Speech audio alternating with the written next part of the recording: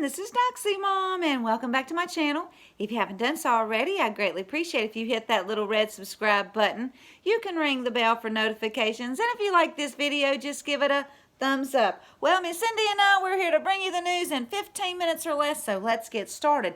Now, several of you made comments on my last video about not receiving your first stimulus check, so I'm going to leave a link to a Forbes article that hopefully might help you out, or you can just Google "didn't receive my stimulus check," and there's lots of articles that maybe can help. Just give me a few minutes, guys. I've got 7 links to add today, and it takes me a minute. I have to wait a whole minute before I can even go in and start adding links. So if you'll just give me a little time, I'd greatly appreciate that. Now, one of my wonderful subscribers, TikTok, commented this: "We didn't get our first stimulus check because of a move and bank changes. So I contacted my senator, and 3 days later, we got our check." So there's another avenue to take. Reach out to your politicians. And Libby and Virginia, 2 of my wonderful subscribers, I'm so sorry you haven't received your checks, but you're not alone,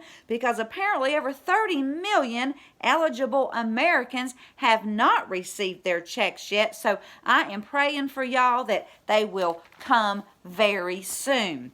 Now, just the news, they're reporting that ex-U.S. Attorney for the Southern District of New York, Jeffrey Berman, who the Democrats are all so upset about his leaving, well, of course they are, because Jeffrey is deep state. And Berman, he was approached at least 5 times in October of 2018 to arrange a meeting with then Ukrainian Prosecutor General, a Mr. Letsenko.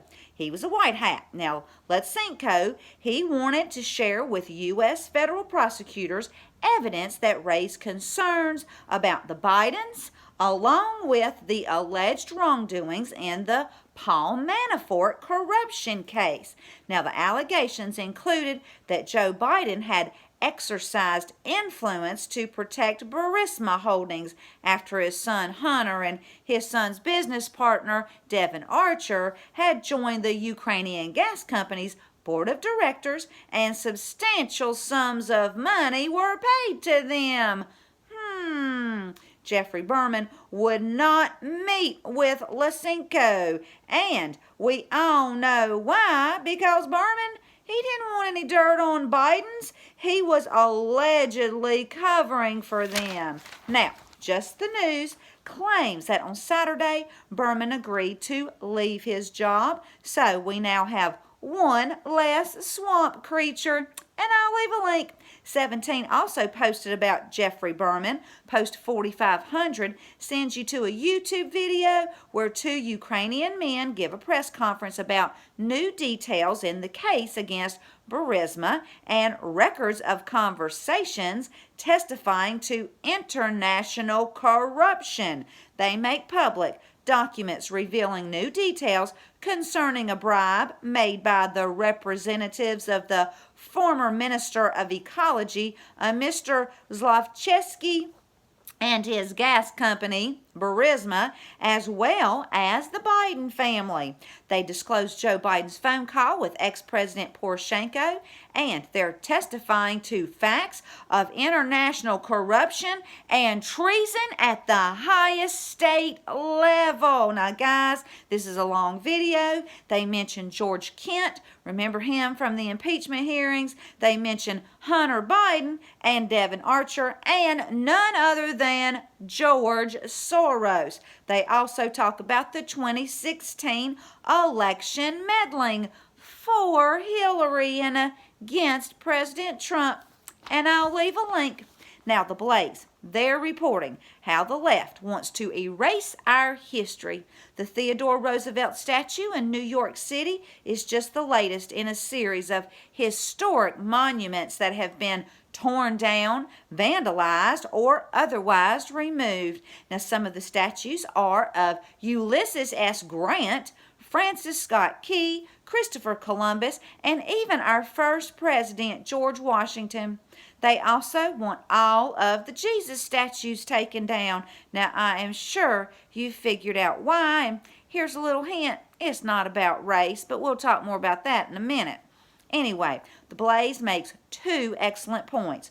First, we can't get rid of our history. Now, some people are good and some people are bad, but you can't change the past. And the second point is, without George Washington, there would be no United States. There would be no Constitution, which allows freedom of speech and peaceful protest, not this craziness that we're witnessing today. Now, the left says that these statues are offensive and oppressive. I say leave our history alone, and a statue can't oppress anyone, y'all. And I'll leave a link. Now, the Gateway Pundit, they're reporting that former Governor Mike Huckabee, don't you just love him? He talked about the latest call from the left to destroy Christian statues, stained glass windows, and artwork with a Caucasian Holy Family. Now, race activist Shaun King wants all statues, murals, and stained glass windows of white Jesus and his European mother taken down. Well, King doesn't get to make these decisions, and I'm guessing there's many more people who want them left up than taken down. Now, Mike Huckabee, he compared these actions on the left to Taliban Islamists. He said these crazy people are becoming like Islamic terrorists, end quote. And they are. And I'll leave a link to the Gateway Pundit. And guys, just know, you are witnessing the destruction of the Democrat Party right in front of your eyes. Now, unfortunately, we've got to get through this war and endure these despicable acts. But keep up the good fight, and remember, God is on our side. He sees everything. And you know that Jesus is in the heart business. So every time your heart breaks a little bit because of these demonic actions, Jesus sees your pain, and he is going to help us get through this. Now, President Trump tweeted out that he's authorized the federal government to arrest anyone who vandalizes or destroys any monument, statue, or other federal property in the United States, and up to 10 years in prison. So thank you, President Trump. And House Minority Leader Kevin McCarthy called the second attack on St. John's Church a chilling message that faith and freedom are enemies in the eyes of the anarchist on the street. Perpetrators must be prosecuted.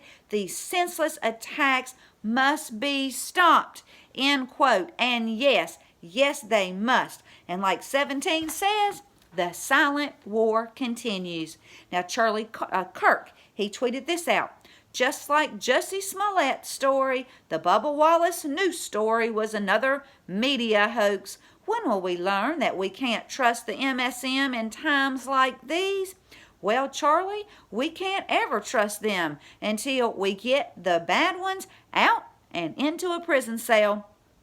And that's why I haven't reported on this NASCAR news story. If you want more information, just go to my Twitter page, because Michelle Malarkin, she tweeted out the FBI statement where the Noose had been up there in that garage since at least October of 2019. Now, in her tweet, she says this: it was all hashtag fake news. Told you in tweet. And I'll link my Twitter page. And I was looking for a positive tweet or story to end with, and instead I find AP News reporting that Governor Jay Inslee from Washington State, who can't keep anarchists from taking over downtown Seattle and won't call our wonderful president for help. So many business owners have lost their businesses and their livelihoods. People have lost their homes, but he doesn't care. He only cares that no one gets the Rona. And really, he doesn't care about that. He just wants to be a tyrant because he's ordered that everyone in Washington State is now required to wear a face mask in public. Well, of course they are. Guys, if I lived in Washington, well, they just have to put me in jail. So please pray that North Carolina's Democrat governor doesn't do this to North Carolina, because I sure would miss making my videos every day and reading your lovely comments, and I hope you'd miss me and my Southern Fried reports. Well, I'll leave a link to this AP article. You can read it if you want to. It just made my blood pressure go up. And I'm going to leave you with Colossians chapter 2, verses 6 and 7 that say, "So then, just as you received Christ Jesus as Lord, continue to live your lives in Him, rooted and built up in Him, strengthened in the faith as you were taught, and overflowing with thankfulness."